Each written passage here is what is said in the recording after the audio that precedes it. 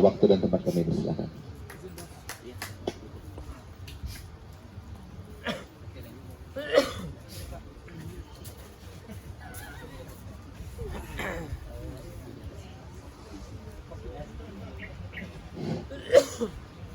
Assalamualaikum warahmatullahi wabarakatuh. Alhamdulillahirabbil alamin wassalatu wassalamu ala asrofil anbiya wal mursalin wa ala alihi wa ashabihi rasulillahi ajmain. Segala puji hanyalah milik Allah, Tuhan sekalian alam. Kemudian salawat dan salam marilah sama-sama kita mohonkan kepada Allah untuk selalu disampaikan kepada suri tauladan kita Rasulullah Sallallahu Alaihi Wasallam. Allahumma shalli ala Muhammad wa ala ali Muhammad. Untuk mempersingkat waktu, salam penghormat kepada bapak-bapak yang ada di sebelah kanan saya ini sebagai narsum, baik itu dari akademisi, dari dinas dan balai, kemudian dari praktisi. Kemudian bapak dan ibu yang telah hadir di tempat ini saya anggap semuanya ini juragan madu semua ini. Insya Allah akan jadi calon eksportir, minimal calon supplier madu ekspor. Itu harapannya. Sebenarnya itu penting untuk saya sampaikan di awal ini. Jadi jangan sampai nanti ada kecurigaan di antara kita. Ini jangan-jangan pandai-pandainya si Heri dan kawan-kawannya aja nih kayak ini. Kita kayaknya mau digiring ke jurang nih kayaknya. Kan biasa di kita itu kan gitu ya. Kalau ada udara rame-rame, aku siapa kalau balik. Ya. Jadi gini loh.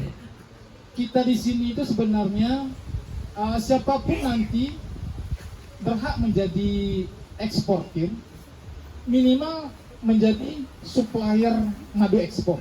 Nah itu yang kita harapkan. Nah kenapa cuma 2 itu pilihan saya? Jangan sampai memilih yang ketiga.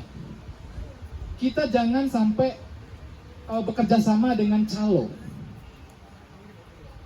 Karena di dunia ekspor itu ada posisi ketiga itu kayak semacam calo dia. Jadi ketika kita jual barang itu, kita nggak berurusan dengan importirnya langsung, tapi ke calonya. Nah kalau kita udah berurusan dengan calo, udah lakannya patah tuh harga tuh.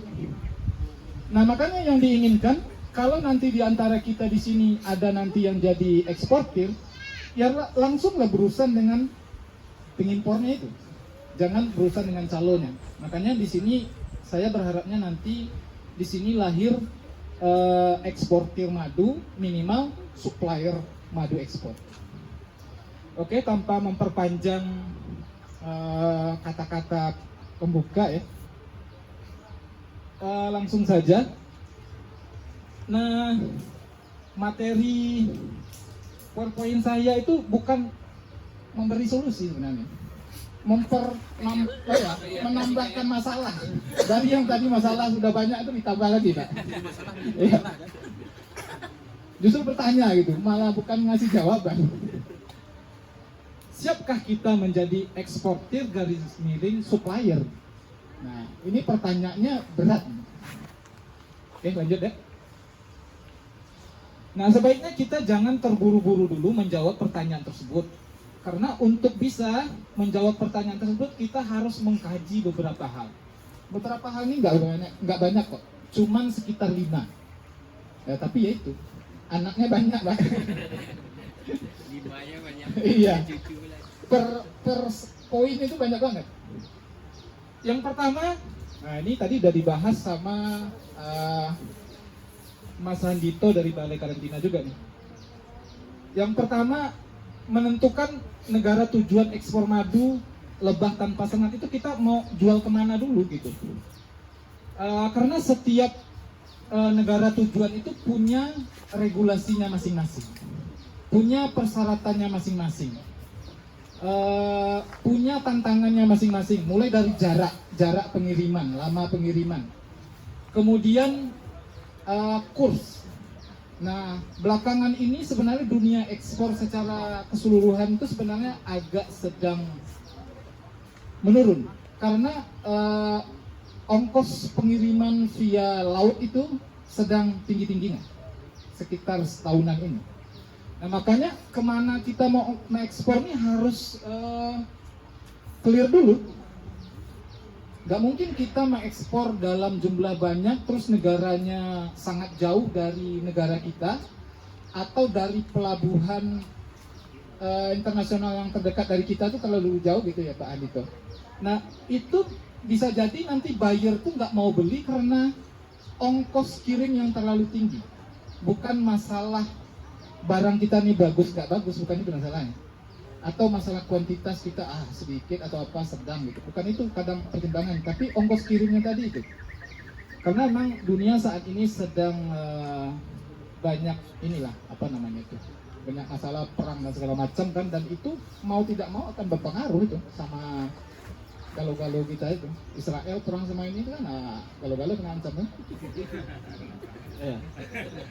Jadi itu penting gitu, menentukan negaranya mana. Nah kemudian tadi sudah diterangkan dari Balai Karantina, setiap benua itu punya regulasinya masing-masing. Nah kalau nggak salah memang regulasi Eropa yang paling ketat ya Pak ya. Yang paling ketat Eropa, tetapi ya, peluang importirnya justru di sana yang paling banyak. Perusahaan importir yang sudah berjalan puluhan tahun justru banyaknya di sana. Bahkan hari ini itu sudah dijalankan oleh generasi ketiga. Dulu yang pencetusnya, perintisnya kakeknya, bapaknya, sekarang cucunya. Nah berarti kan memang tradisi minum madu di sana itu udah terbukti. Tapi madunya dari dulu kan memang kriterianya madu apis ya Pak ya. Nah bukan madu galuh-galuh yang seperti dibudidayakan sama Mas Heri ini kan. Oke, itu yang paling penting. Yang pertama menentukan negara tujuan, karena itu tadi itu kira-kira poin-poinnya. Coba lanjut deh. Nah, yang kedua, kategori importer yang akan dibidik itu yang seperti apa? Karena nggak semua itu sama kriterianya itu. Minimal secara umum itu 3 ini kriterianya. Itu wholesaler atau partai besar atau retail atau end user gitu. Nah ini kita harus mengukur apa tuh namanya Pak, diri dengan bayang-bayang, apa istilahnya Pak? Ya jangan sampai besar pasak daripada tiang kan. Jadi kita sesumbar nih madu baru bisa kita kumpulkan sekitar 1 ton 2 ton. Kita pengennya tuh mau masuk ke wholesaler ini. Sedangkan wholesaler itu sekali minta kirim itu sekian kontainer. Yang nggak usah kontainer yang 40 feet tuh, yang 20 feet itu penuh udah berapa ton itu madunya. Nah makanya kita penting nih mau yang mana dulu mau yang kita bidik itu dari 3 ini. Nah coba deh, nah next ada keterangannya itu. Nah itu dia kira-kira keterangan dari wholesaler itu. Jadi intinya itu memang pedagang besar madu kan. Dia nanti akan menjualnya ke pihak lain di negara tersebut gitu. Atau bahkan mereka menjualnya, misalnya kita menjual ke Eropa, dia di Jerman. Nah dia nggak memasok madu nggak untuk Jerman aja, tapi ke negara-negara di sekitar Jerman itu dia masuk. Nah itu kategorinya wholesaler itu kan. Jadi itu sangat besar lah permintaannya. Kayaknya kalau untuk hari dekat-dekat nih kayaknya kita belum sanggup gitu ya. Nah makanya kita berkumpul di sini itu biar kita tambah gelisah sebenarnya tuh. Karena kan selama ini kan kita merasa aman kan, santai gitu. Gampang lah. Ya, apanya yang gampang kalau mau menghadapi ini, apanya yang gampang nih? Ya nggak? Nah, belum lagi syaratnya tuh, yang tadi udah secara detail diterangkan oleh Pak Jasmi ya. Coba keterangan yang kedua. Nah, retail atau FMCG ya, fast moving consumer goods. Nah itu semacam di luar negeri itu dia punya kayak supermarket lah.